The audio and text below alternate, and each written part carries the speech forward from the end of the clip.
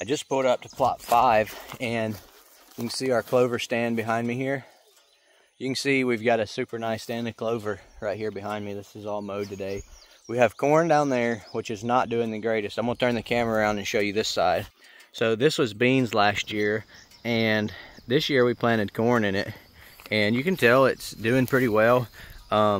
It's been super dry. I mean, we got that rain last night, a really good rain, and it's already dusty. So it's so hot, so dry, this makes it tough.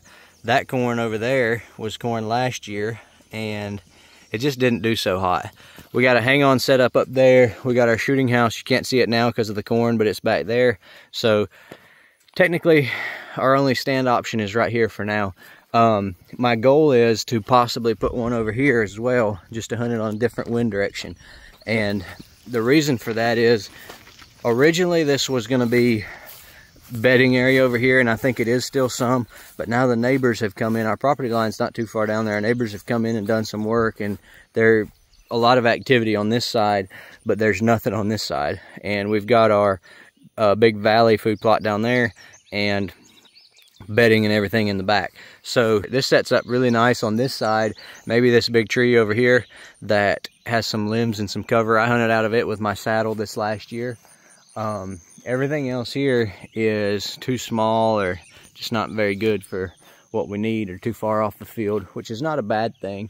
But if we could get something like that with some, like this one with some limbs in it, put some hang-ons in it, right at the back end of this corn. So when I hunted it last year, all the deer would come out the next ridge back on the right, and they would come up, work this edge, and we had this edge kind of grown up with where our fence ran for the beans. But anyway, they would come up, work this edge, and work up into this end of the field as the night went on. So I think this side is probably going to be our best bet, being that everything over there is bedding and undisturbed, whereas this side has a little bit of activity on it. The downside to this is the access. So we'll either have to come right through the corn, which is not a big deal to do, but maybe cut a trail through the corn and pop up in it, or come down the road and come around right here, which we don't want to do.